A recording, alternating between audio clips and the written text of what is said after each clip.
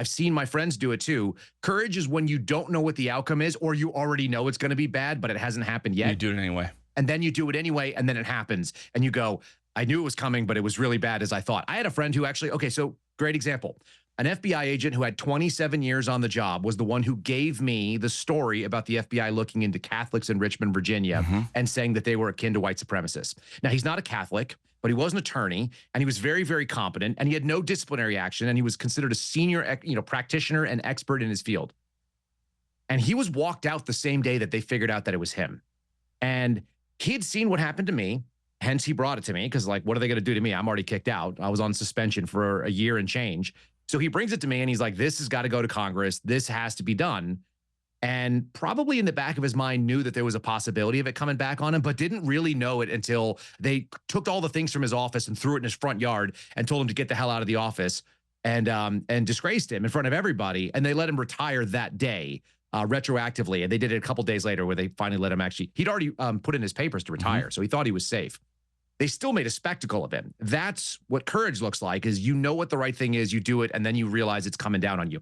When it's already coming down because you've made a decision and you had an opportunity to stand up and you didn't say it, to me, that's like what Steve D'Antuono did. He said it was bad that they raided Mar-a-Lago, but he didn't stop them. And when they did it, he said, well, I thought it was a bad idea. That's Steve Jensen, who went after all the J6ers, to include Owen Schroyer. And he said, I push back, but at the end of the day, I have to follow orders. The hell you do. This is an at-will employment. Like, being the deputy director of the FBI was an at-will job. You just showed up out of the blue and you got to work there.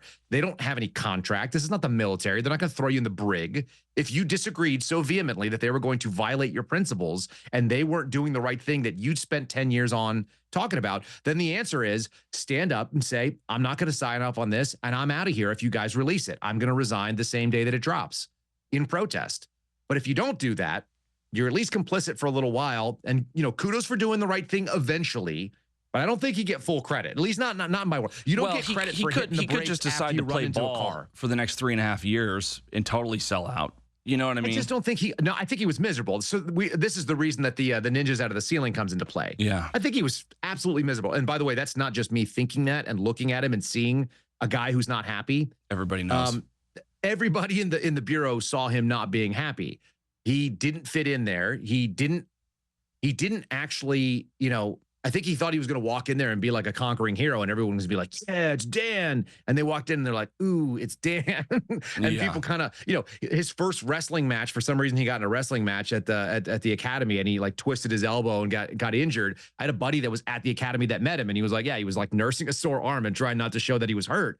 So I think some people, kind of laid it on him and let him know, this is our FBI and you've been talking a little bit and you don't really know what you're talking about, because there are decent people at the FBI. It's just that the management is not decent. And then also a lot of the people are willing to do what they're told. It's actually more dangerous to have rule followers and order followers than it is to have like really bad people there, because the people that went and raided J6ers' homes, the people that took, Catholic protesters outside of an abortion clinic into custody, the people that would have gone after and raided a James O'Keefe or raided you guys, those people are just guys that were like me that just said, oh, well, that's what we're doing today. We're just doing this. Do I know anything about the case? No.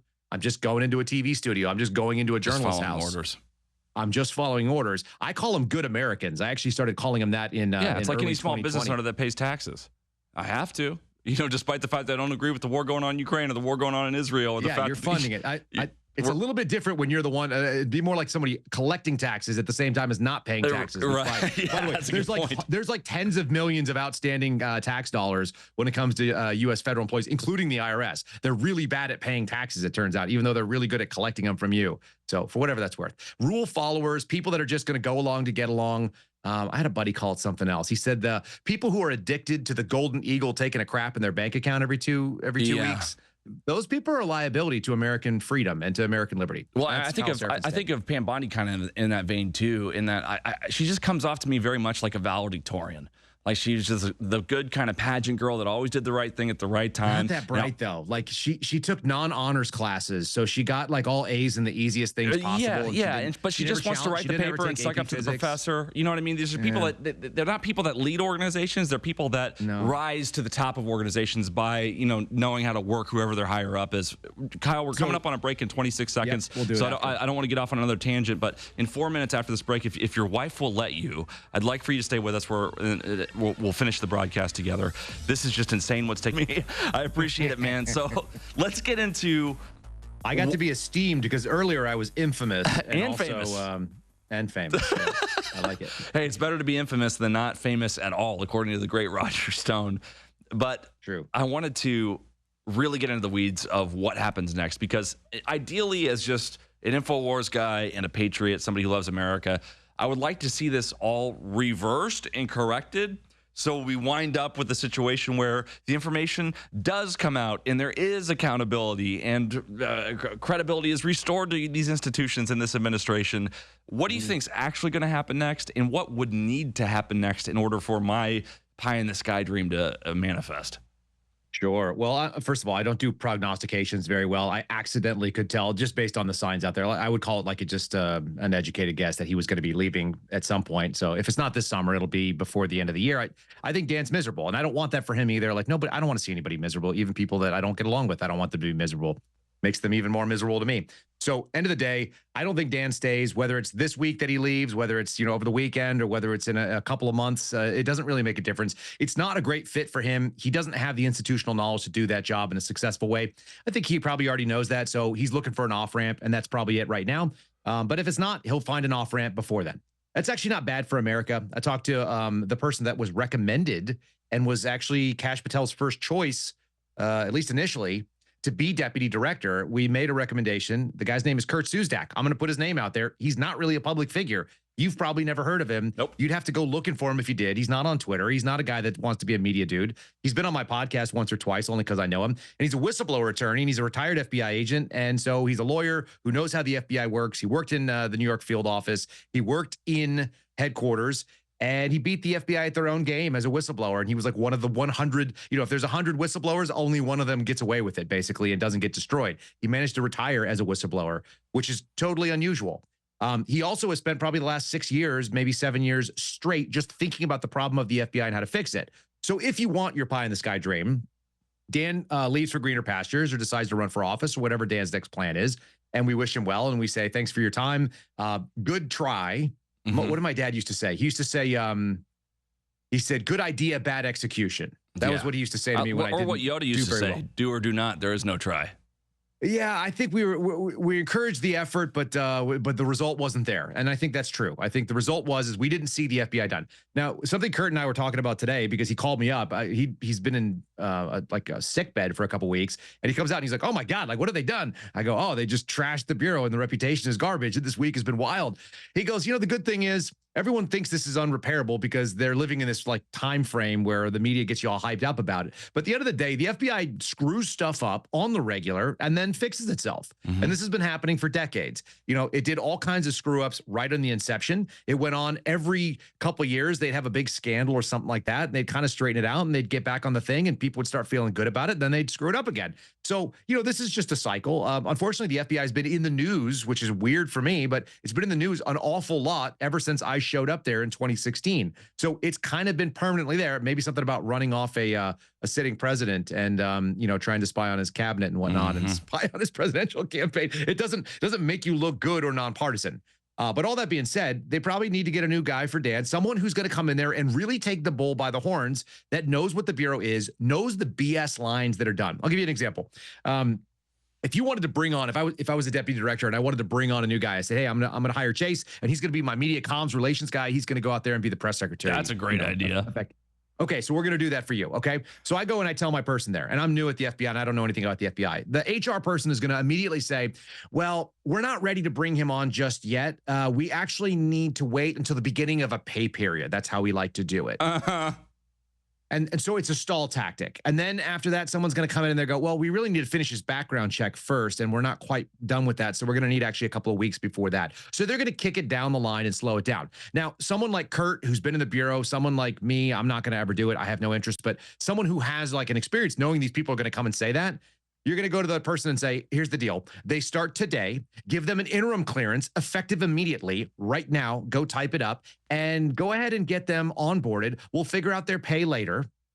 But they start now. I want to issue credentials. I want you to get them in. I want you to get authorizations for travel and work orders and bring them on board. You come in balls out now, and get it done. Yeah, and if you can't do it, then go ahead and let me know who your acting is, the person, because you've now been relieved of your authority and you are now going to be on suspension for insubordination, which is a terminable offense.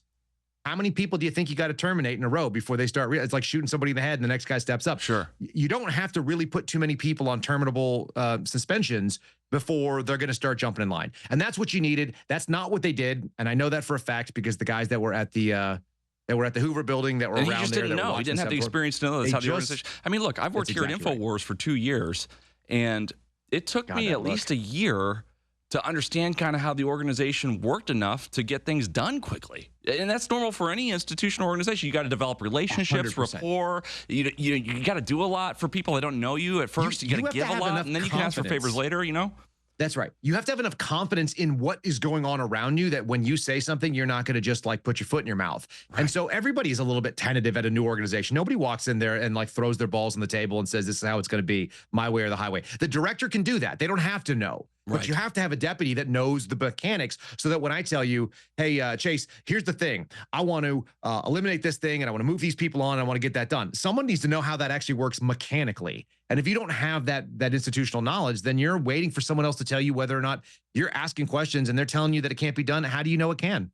So it's not his fault. He was set up to fail. If we're assigning kind of things to it, men have pride. Hubris is something that's been around for as long as human beings can remember. Pride is the original sin. That falls pretty closely on it. If somebody asks you to do a job and you are too proud to say no, which sounds kind of backwards, but if you don't have the sort of self-confidence to look in and go, you know what, I'm not the guy for this. I can tell you I'm not the guy for that. I had a bunch of people on, people on X don't know anything. People on social media, they don't know anybody else who was in the FBI. So they're like, Saraphin, would you do it? It's like, hell no, absolutely not. I'll tell you the right people. I'll tell you the criteria for the right person. But I'd be a crazy person to step in. I was in the Bureau for 6 years. I didn't work at headquarters. I worked around headquarters. I know a lot of the problems. I know a lot of people who have told me about the problems. But I'm not the guy to go in there and mechanically fix it. And every time I talk to people that have 20 years of experience there, I learn something new every single time. Part of it's because I know the right questions to ask because I actually speak the language. So that's the first part. The second part is actually knowing the answers because you just know it because you saw it already done wrong. They need someone in there. So hopefully, I think Cash is going to stick around. I think he's safe. I don't think there's any danger of him leaving. I think, like I said, Dan makes his exit here. Sounds like Pam Bondi's got some coverage, but I'm also seeing George Santos right now reporting that that Matt Gaetz didn't show up to a Turning Point event tonight where he was supposed to speak, and maybe something's in the works. So, we're going to see some turmoil. And unfortunately, I would say that that Trump right now is 0 for 3 with attorney general picks, and he's 0 for 2 with FBI directors thus far. A new deputy could make Patel do the job properly because at the end of the day, the director is actually not that important for getting things done. Sure. But someone's got to come in and right that ship. We've got a lot of people. Yeah, I mean, if Dick Cheney was able to run the presidency, then a good deputy director presumably could run the institution, despite whoever it's actually the job of the deputy to run it. Yeah. So how does this tie into the investigations that have been announced into Brennan and Comey? Because obviously those are smoke. They're smoke. Just smoke. That's it. Yeah, Nothing's and I'll tell you happen. why. So here's the deal. They were leaked to a friendly source who shares the same it's Brooke Singman, who's over at Fox. She's the digital editor that released this story. Brooke Singman is friends with Erica Knight. Erica Knight is the PR person for Kash Patel, is the PR person for Elena Haba, who's friends with people in the FBI now and greater in the DOJ. And she's kind of a circler in that orbit. She's been around, Trump world for quite a while. She's a pretty lady. She's competent in PR, but that's where that came. It was a leak to them. It was like, we need to smoke this thing out. And the leak said they were going to look into perjury charges. There's some claims that maybe Brennan perjured himself in 2023, and thus it's still within the statute of limitations. The odds are there's no way you're going to be able to prove that. I have zero confidence. Those guys are not sleeping are not losing sleep over it. That is 100% smokescreen.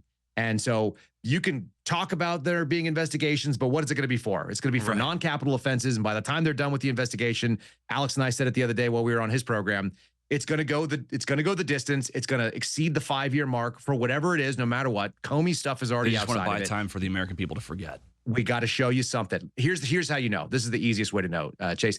If you do an investigation, you don't need to tell anybody. You just do it. You announce the indictment.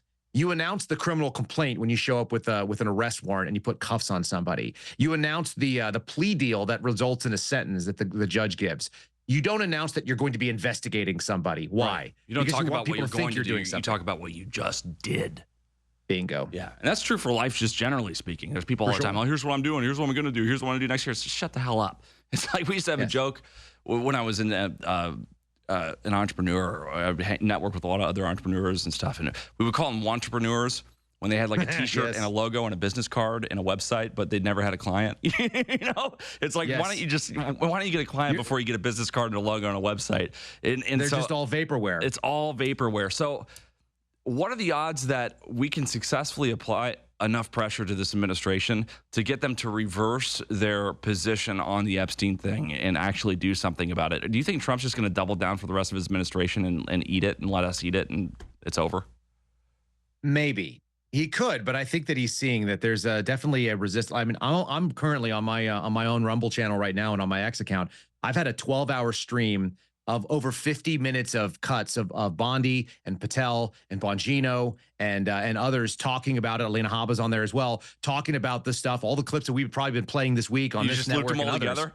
I looped them all together, but we put them into sort of a semi-coherent sort of argument, and it's just back and forth. And it's been going for 12 hours straight right now. And I did it for 12 hours through the night last night, and we had tens of thousands of views on it. I got a smaller audience, but people are seeing.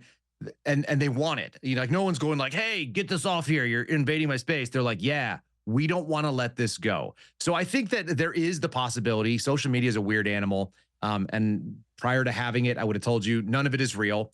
The craziest things are getting a phone call from someone who's a chief of staff or a congressman or a senator saying you hurt the congressman's feelings, you hurt the senator's feelings, and could you be a little bit nicer over on X? And you're like, what the hell are you talking about? Are you kidding me? So there is a movement. These things do actually cause pressure, and donors think it's real. And honestly, a lot of people in Trump world think it's real. My buddy used to work for a think tank, and they fired him because my tweets were mean about people that they liked, and he didn't disavow me right away. So it's a real thing. It does actually create pressure, and there's a huge pressure if you go and scan at least what's happening over on X, where that's kind of like my biggest audience as well.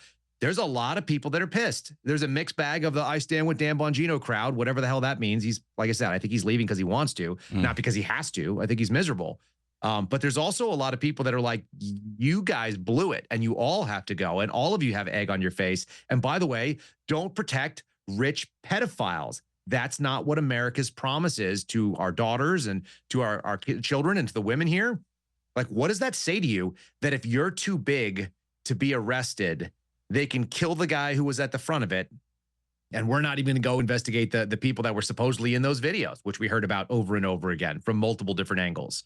Right? That's transactional business for the FBI to go and hunt down people who appear in child pornography that are abusing minors. They find them regularly. It's not like the biggest priority for the FBI, but it's something they're pretty good at. Sure. The squad that I had that we worked alongside in Washington, D.C., probably served at least one search warrant and one arrest warrant and maybe two on any given week. There was like a half dozen agents working. They busted their ass every single day. They're out doing it. They're serving warrants at night. They're serving warrants in the morning. They went out there, and for reference, most FBI agents will probably arrest one person a year on average, if that, for their cases. Maybe one person every couple years.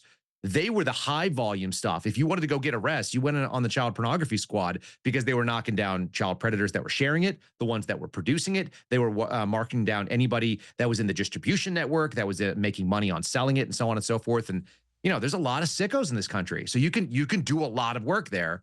So why are we not getting the ones that were in the Epstein videos? We were told they were there. And here's my last little proof, because this has got a little bit closer to home for InfoWars. They did, in fact, produce like sheets of faces at January 6th, did they not? And put them through facial recognition and sent them out to the sedition hunter jerks that were in Europe. And they actually went out there and contracted people to hunt down people based on the face and the location. Why are we not doing that with whoever's in these videos? Yeah. I mean, you can edit out the kid and just show me the face. I don't need to know more other than elite pedophile seen in this place on this date. Go get him. And people will go to work. People would do that for free. People would love to do that for free. There's a lot of people that would use all of their talents and resources and volunteer their technology and their computer processing and their attention span to look for bad people who hurt kids, because America doesn't want to run on a nation that says you can get away with blackmail and you're actually too big for us to deal with you. Yeah, I mean, if the terrific. autists on Reddit could find where Shia LaBeouf was putting his resistance flag after Trump got elected the first time based on where the stars were in the sky right. and where the planes were flying, and they took it down like 3 times, then they can definitely find a pedophile if you just do a screenshot of their face. The mold profile of that wall is only unique to us. Like, there are people that would find this, okay? And so let's do that. Let's do that. Well, I'm actually encouraged to hear what you just said, because you have every reason to be totally black-pilled and cynical. And the fact that for you, there's even a maybe that this can be reversed, there's a, hey, maybe there's enough pushback, that's really encouraging to me. You put the right deputy in there who actually knows how the Bureau works, who goes in and says, hey, by the way, this is not going to fly. If we're going to close it, we're going to do it the right way. It doesn't take a genius to do this. Look, we work in media, so this is really easy. Ready? I'll tell you how you sell this to the American people. You go up there and you tell them, I've brought to you, okay, I'm the director and this is my deputy, and we're closing this case. And the fact of the matter is there's no evidence, despite everything you were promised. It was either deleted previously. What I brought to you is, here's the seizing agent that took all of the evidence off Epstein's island. Here's the seizing agent that signed for every piece of evidence that came out of his townhouse in Manhattan. All right. Here's the people that raided his ranch in New Mexico. We've brought together multiple case agents. Here are a number of people that did interviews. They're going to tell you that the inventory list of what we were looking for, we still have all that evidence, but it's unable to attribute it. Here's what they did for interviews. We have their 302s. We're not going to be able to give them to you, but they're going to take some questions. Like, do transparency. Mm-hmm. My buddy Steve Friend says transparency for Republicans right now means things that we like. It's not really transparency. It's just, we say it. It's things that we like. If we like it, it's transparent. The Democrats say the same thing about democracy. Democracy are things we like. It's not reality. So no, that's not the option. The option is we've got to have people that come forward and really do what transparency is. We make folks available, people who know how to testify, that are going to step up and tell honest things. You can see right there, that's NYPD, right? You've got task force officers.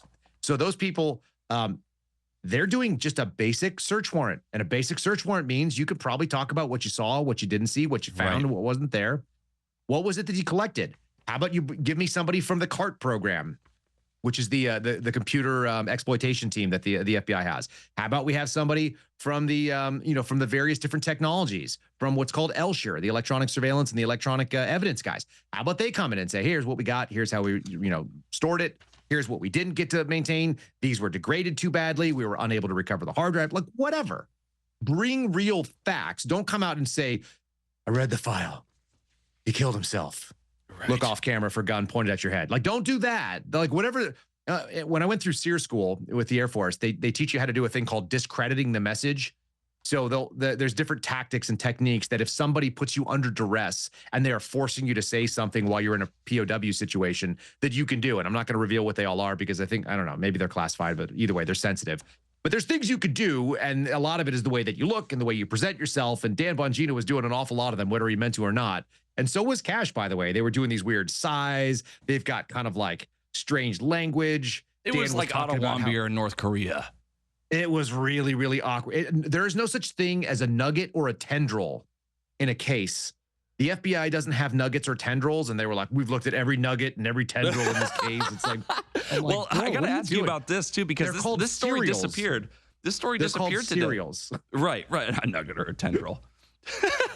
You know what skedaddling is, right? So this story almost disappeared today because of all the news. But it came out that all the metadata in the video, the 11-hour video that was released by the administration, right, it had been edited at least like 4 times, and had been in Adobe Premiere edited twice with 4 splices in Adobe Premiere, and what the hell's going on with this video of the hallway that wasn't even looking at itself? It looks like someone just set up a total discrediting op, doesn't it? Yes. And here's the thing. Imagine someone, so you're probably more savvy. I know you know how to do some video work. I do as well. We can do some metadata analysis, so maybe we could see that. But imagine you're Dan Bongino. I'm pretty confident he doesn't cut his own podcast. He hires his own video editors. Can you imagine him sitting there, God damn it, why won't it render in the right resolution? I rendered it in 720p. I wanted it in 1080. Yeah, like that thing where you're re-rendering. No, I don't think Dan does that. He's moved beyond that place, and I don't think he ever did that. He started off in the audio world and had a producer even from then. So did he go through and analyze that video and know what it was, or was he taking the word of someone who was setting him up to look like a fool? Because they look like fools. What they did is they said, we're going to give you the raw video, and that would not pass scrutiny in a court, period. Like, without a forensic log, without a custodial log of what happened, what the edits were, when they were done, why they were done, why the splices, why was it in Adobe, what was necessary, what was the method that you extracted it from the original machine, how did you then encode it to be able to release? Like, there's a real serious sort of chain of custody that needs to be done for video as well. And it's different than physical evidence. If you collected that gun that's sitting behind me, if you wanted to go grab that revolver, we'd make it safe. We'd send a zip tie through the barrel. We'd disable the trigger. We'd put it on a box. We'd lock it down. We'd say what number evidence it was. We'd show where it was seized. It would be listed by a room number and a photograph and a bunch of other stuff. And then it would go into evidence. And video has the same thing, but it's very different. It's logged, like, how was it collected? What was the collection method? Was it taken on a flash drive? Was it burned onto a DVD? Where's the original? Can we seize the hard drive? Blah, blah, blah, blah, blah. Like, there's a chain of custody. There's a way to do it. And releasing a raw file out on the DOJ's website that missed a minute and was edited and spliced and had all this other crap in it, like, that's not raw. You can't call that raw. And then Pam Bondi went out and said, right after those two guys went out and said it's conclusive, and he did it, and the video shows it, she said it's not conclusive while sitting in the White House. It's a comedy of errors. I mean, it would look like someone with, like, the wrong people in the DOJ and the FBI were briefing the executives so that they would have contradictory stories, so they would all look like fools when they went and shut it down. And it totally the public worked. And you know what? Even if it was a legit story, like I said, there's a way that you could tell a legit story and make it really, really bad. How many of your friends have ever come and told you something and they left out the critical details and you're like, you're freaking lying? Yes. And then when you get the whole story, you're like, oh, well, no, they weren't lying. I just didn't realize how dumb the whole story was. They edited it out for content because it was just not really relevant. It was a diarrhea break in there, and they ran out of gas on the way home. And you're like, oh, okay, well, that's not that interesting. But it sounded like a lie until I got the details. Like, you got to give people the details. You can't tell them it's a raw video, slightly enhanced, and then it's like completely spliced and edited and run together, and there's 4 different clips. Well, and you can't tell people that you've done an exhaustive What are you investigation without sharing the details. Even if they would have shared the details of the investigation, that would have been at least something. They didn't even explain how they were first a couple of days ago that there were 250 plus victims that needed to be censored out of all the stuff, and there were 10,000 plus hours of video. And the next minute is like, no blackmail, no cases, no one else is going to jail. Sorry about that. In fact, Epstein wasn't even real. These are not the joys you're looking for. Like, that's what I got out of that. What the hell were they doing? It was the worst rollout ever. I think my buddy Mike Howell said it was a how-to on how not to release bad information. And of course, the worst part of it is it looked like they were hiding it behind the tragedy that happened in Texas. It looked like they tried to drop it behind a national tragedy with maximum deaths from a flood that happened down the street from you and I. So that's crazy too. And so all of that is suspicious looking. And if you want to throw suspicion off, you turn the lights on and you hike up your skirt and you show them what you got underneath. That's what has to happen. 100%. Can't Kyle, do it this way. Honor and a pleasure to have you on the show tonight. We're coming up on the end of the broadcast in just a minute. Thank you so much for your time, for coming on this late, spontaneously. Obviously, breaking news. We'll be closely in touch as well. Please let me know anything else that comes about.